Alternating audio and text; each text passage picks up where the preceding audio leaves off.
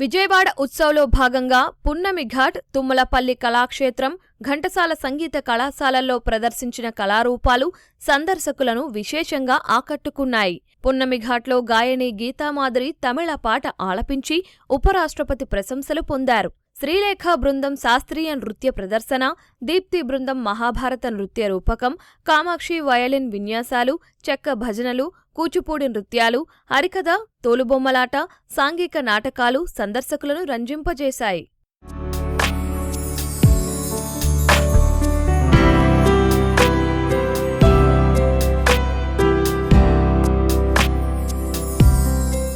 దేశంలో వేగంగా అభివృద్ధి చెందుతున్న నగరాల్లో విజయవాడ ముందుందని, త్వరలో అభివృద్ధి చెందిన నగరంగా నిలవబోతోందని ఉపరాష్ట్రపతి సిపి రాధాకృష్ణన్ ఆశాభావం వ్యక్తం చేశారు. సీఎం చంద్రబాబు సారథ్యంలో రాష్ట్రం వేగంగా దూసుకెళ్తోందని కొనియాడారు. విజయవాడ ఉత్సవ్ కార్యక్రమానికి కుటుంబ సమేతంగా ఆయన హాజరయ్యారు. విజయవాడ చారిత్రక నేపథ్యాన్ని వివరిస్తూ ఏర్పాటు చేసిన ఛాయాచిత్ర ప్రదర్శనను తిలకించారు. విజయవాడ వాతావరణం వేడిగా ఉన్నా ఇక్కడ ప్రజలు శాంతి స్వరూపులని ఉపరాష్ట్రపతి రాధాకృష్ణన్ అన్నారు. I got the honor of and the privilege for me to have the darshan of Kanakadurga goddess, and today she is in the alangar of Annapurni.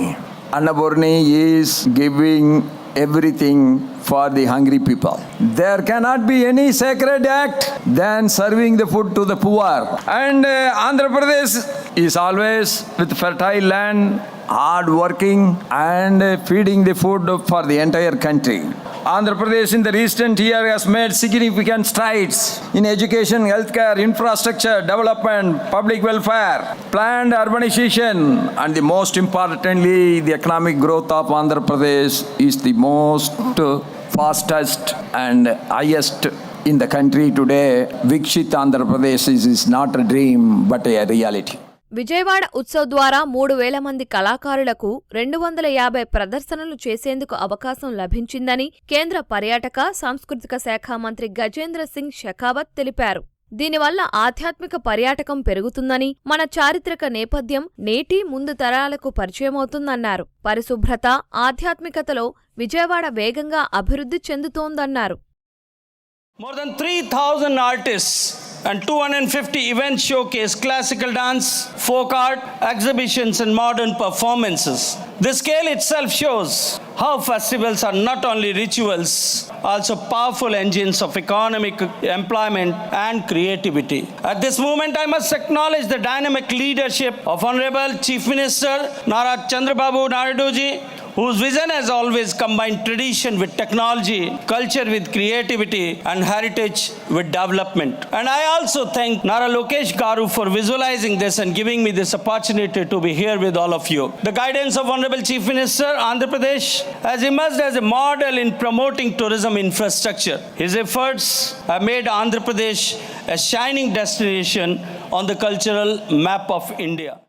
Dasara సెలవుల్లో చిన్నారులతో కలిసి ఆహ్లాదకర వాతావరణంలో విజయవాడ ఉత్సవాలను ఆస్వాదిస్తున్నట్లు నగర ప్రజలు చెబుతున్నారు. ప్రభుత్వం ప్రతిష్టాత్మకంగా నిర్వహిస్తున్న ఉత్సవాలు ప్రతి ఏటా నిర్వహించాలని కోరుతున్నారు. ఈ ఉత్సవం అనేది చాలా బాగుంటది. డ్రోన్ షోస్, ఈ క్రాకర్స్, ఫైర్స్, అందరూ రావడం, పెద్ద పెద్దోళ్ళు, ఇవన్నీ చాలా బాగున్నాయి. ఇలా ఎప్పుడు జరగలేదు అసలు విజయవాడలో. మేము విజయవాడ ఉత్సవంకి వచ్చాము. చాలా బాగుంది, బాగా ఎంజాయ్ చేశాము.